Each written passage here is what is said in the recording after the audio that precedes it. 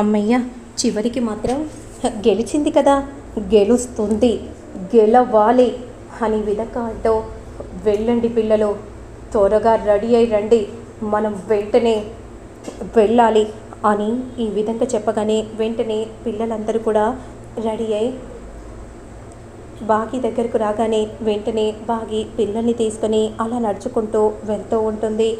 ఇక రాతోడు మాత్రం ఏం జరుగుతుందో ఏంటో అర్థం కావట్లేదు, చివరికి ఏమవుతుందో, ఈ కథ ఎటు మలుపు తిరుగుతుందో కూడా తెలియట్లేదు అని రాతోడ్ మనసులో అనుకుంటూ బాధపడిపోతూ ఉంటాడు.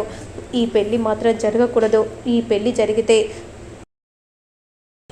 ఇక పిల్లలు అందరూ కూడా అనాథలైపోతారు, అసలు ఈ పెళ్ళిని ఎవ్వరూ ఆపలేరా అనే విధంగా రాతోడ్ బాధపడిపోతూ అలా అనుకుంటూ ఉండగా అంతలో కళ్యాణ మండపానికి చేరుకుంటారు. పిల్లల్ని తీసుకొని అలా బాగి నడుచుకుంటూ వస్తూ ఉంటుంది. అలా వెళ్తూ ఉండగా కానీ ఒక్కసారిగా లోపలికి అడుగు పెట్టలేకపోతుంది. ఏంటి, నేనెందుకు అడుగు పెట్టలేకపోతున్నాను? ఇక పిల్లలు మాత్రం అలా నడుచుకుంటూ ముందుకు వెళ్తూ ఉంటారు. బాగిలో ఉన్న ఆరు మాత్రం లోపలికి ఎంత వెళ్ళడానికి ప్రయత్నం చేసినా కూడా వెళ్ళలేకపోతుంది. అసలు ఏం జరుగుతుంది, నేనెందుకు లోపలికి వెళ్ళలేకపోతున్నాను, అసలు ఏం జరుగుతుంది అని ఈ విధంగా అనుకుంటూ అలానే చూస్తూ ఉంటుంది. ఎంత ప్రయత్నించినా కూడా లోపలికి వెళ్ళలేని పరిస్థితిలో ఉండిపోతుంది. అంతలో బాగి అలా బయటకు రాగానే ఒక్కసారిగా ఆరు షాక్ అయిపోతుంది. ఇక బాగి మాత్రం వెళ్ళి గోడకి తగలగానే వెంటనే స్పృహ కోల్పోయి పడి ఉంటుంది. అసలు ఏం జరుగుతుంది, నేనెందుకు లోపలికి వెళ్ళలేకపోతున్నాను? గుప్తా గారు, నేనెందుకు లోపలికి వెళ్ళట్లేదు గుప్తా గారు? బంధన రేఖను గీయడం జరిగింది, ఈ బంధన రేఖను చీల్చుకొని నువ్వు ముందుకి వెళ్ళలేవు అని ఈ విధంగా చెప్పగానే ఒక్కసారిగా షాక్ అయిపోతుంది. అసలు ఈ బంధన రేఖను ఎవరు గీశారు గుప్తా గారు, నాకు అర్థం కావట్లేదు అని అంటూ ఉంటే, తెలుసు కదా ఇంకెవరు గీసుంటారో, మరి ఇప్పుడు ఈ రేఖను చీల్చుకొని నేను లోపలికి వెళ్ళాలి, లేదంటే పెళ్ళి జరిగిపోతుంది. గుప్తా గారు, మీరే ఏదో ఒకటి చేయండి, నేను ఏం చేయలేను బాలిక, కేవలం ప్రేక్షకుడిలాగే నేను చూడగలను, నేను ఏమీ చేయలేను అని ఈ విధంగా అనగానే ఒక్కసారిగా ఆరు షాక్ అయిపోతుంది. ఎలాగైనా సరే ఈ బంధనాన్ని ఛేదించుకొని నేను లోపలికి వెళ్ళి తీరుతాను అని ఈ విధంగా అంటూ ఉంటుంది. బాగి, నువ్వైనా వెళ్ళి ఆ పెళ్ళి నాపు, బాగి నువ్వైనా ఆ పెళ్ళి నాపు అని విధంగా అంటూ ఉంటుంది. అదే సమయానికి పెళ్లి కూతుర్ని తీసుకుని రండి అని అనగానే వెంటనే కళ మనోహర్ని తీసుకుని వచ్చి అమర్ పక్కన కూర్చోపెట్టగానే చాలా సంతోషపడిపోతూ ఉంటుంది. అమ్మగారు, మీరు సాధించారు అమ్మగారు అని విధంగా అంటూ అలా కూర్చోపెట్టగానే మనోహరి కూడా చాలా సంతోషపడిపోతూ ఉంటుంది. అమర్, ఎన్నాళ్ళ నుండో నేను నీ దానిని అవ్వాలని ఎంతో ప్రయత్నం చేశాను, కానీ ఆ ఆరు వల్ల నేను నీ దాన్ని కాలేకపోయాను, కానీ ఇప్పుడు నేను నీ దాన్ని అవ్వబోతున్నాను అమర్ అని విధంగా అంటూ ఎంతో సంతోషపడిపోతూ ఉంటుంది.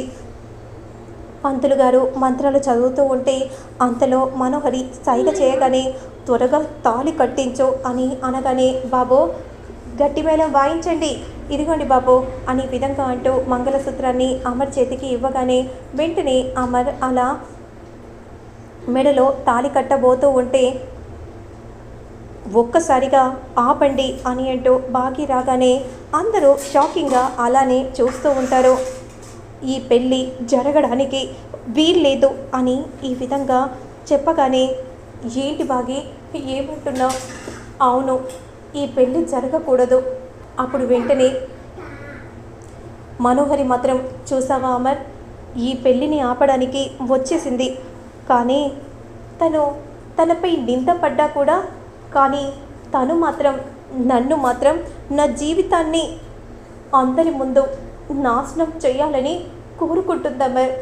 ఇలా కూడా నన్ను ఇక్కడ ప్రశాంతంగా ఉండనివ్వట్లేదు అమర్ అని ఈ విధంగా అనగానే ఒక్కసారిగా అమర్ ఏం చెప్పాలో అర్థం కాక మౌనంగా చూస్తూ ఉంటుంది. ఇక అప్పుడు వెంటనే ఎలాగైనా సరే నేను చీల్చుకొని వెళ్ళాలి, అదిగో బాగి వెళ్ళింది, ఈ పెళ్ళిని ఆపుతుంది బాలిక, ఈ పెళ్ళిని తను ఆపలేదు బాలిక అని అనగానే ఒక్కసారిగా ఆరు షాక్ అయిపోతుంది.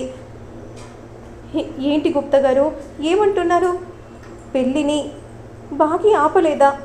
అవును, ఈ పెళ్ళి జరుగుతుంది బాలిక, తన వల్ల కాదు అని విధంగా చెప్పగానే ఒక్కసారిగా ఆ మాట విని షాకింగ్గా అలానే చూస్తూ ఉండిపోతుంది.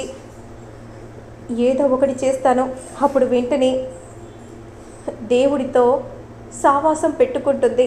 నువ్వు నిజంగా ఉంటే మాత్రం నన్ను ఈ రేఖ నుండి నన్ను దాటివ్వు.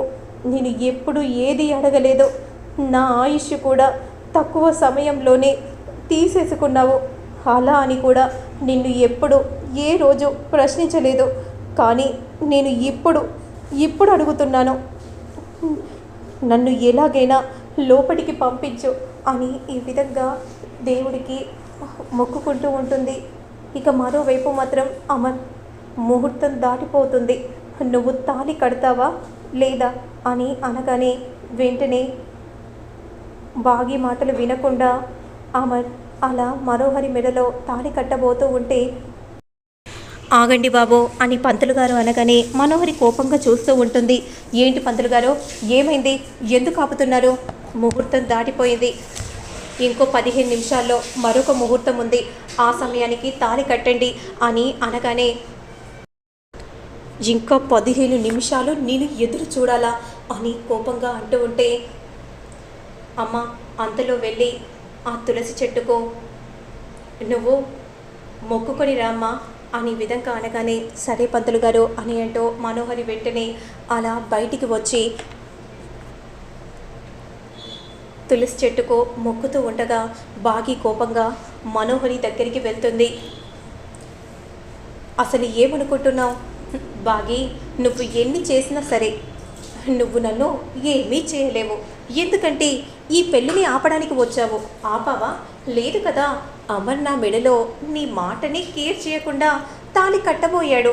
పాపం మిస్సమ్మ, నీకు ఈ పరిస్థితి వస్తుందని నేను ఊహించలేదు, అన్నీ చూశాను. పిల్లల్ని తీసుకొని ఈ పెళ్ళిని ఆపాలని వచ్చావు కదా, అప్పుడే అమర్కి అంతా చెప్పేశాను.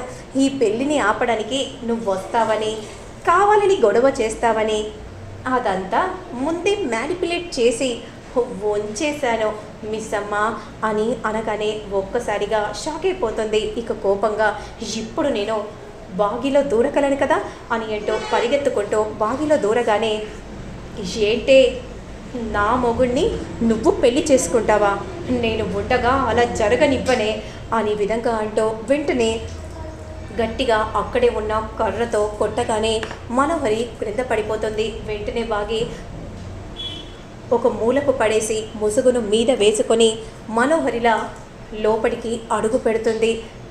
అమర్ పక్కన పీటల పక్కన బాగి కూర్చుంటుంది. ఇక వెంటనే, ఇప్పుడు మంగళసూత్రాన్ని కట్టండి బాబు అని చెప్పగానే 3 ముళ్ళు బాగి మెడలో అమర్ కడతాడు. అప్పుడు నీలా ఎంతో సంతోషంగా ముసుగును తీయగానే మనోహరి కనిపించదు, బాగియే ఉంటుంది. బాగిని చూసి అందరూ షాక్ అయిపోతారు. అమర్ మాత్రం షాకింగ్గా, మిస్సమ్మ నువ్వా అని విధంగా అనగానే, అవునండి నేనే అని విధంగా బాగి అంటూ ఉంటుంది. ఇక పిల్లలు కూడా చాలా సంతోషపడిపోతూ ఉంటారు. ఇక వెంటనే ఇక జరిగిందేదో జరిగిపోయింది, అరుంధతి నక్షత్రం చూపించరా అని విధంగా అమర్ తల్లి అనగానే, అది కాదమ్మా, ఇప్పుడు మాట్లాడే సమయం లేదండి, నేను అవన్నీ తర్వాత చెప్తాను, నేనే తప్పు చేయలేదని మీకు నిరూపిస్తానండి, కానీ తను మిమ్మల్ని పెళ్లి చేసుకోవడానికి వీల్లేదండి అని విధంగా అనగానే వెంటనే ఇక అరుంధతి నక్షత్రాన్ని చూపిస్తూ ఉంటే 6 జ్ఞాపకాలే అమర్కి గుర్తుకు వస్తూ ఉంటాయి. ఇక వెంటనే బాగిని ఇంటికి తీసుకెళ్తూ ఉంటారు. అంతలో నెమ్మదిగా కళ్ళు తెరిచి చూడగానే, ఏంటి నేను ఇక్కడ ఉన్నాను, ఏమైంది అనే విధంగా అంటూ అటు ఇటు చూస్తూ ఉండగా అంతలో నీల చూసి, ఏంటమ్మగారు మీరు ఇక్కడ ఉన్నారేంటి, నేను అనుకున్నానమ్మగారు చివరి నిమిషంలో ఏమైనా చేస్తుందేమో అనుకున్నా, చేసేసింది, ఏంటి ఏమంటున్నావు? నేను త్వరగా కళ్యాణ మండపానికి వెళ్ళాలి. ఇంకెక్కడి కళ్యాణ మండపం? ఆల్రెడీ సార్ ఆ మిస్సమ్మ మెడలో తాళి కట్టేశాడు అని అనగానే ఒక్కసారిగా మనోహరి షాక్ అయిపోతుంది.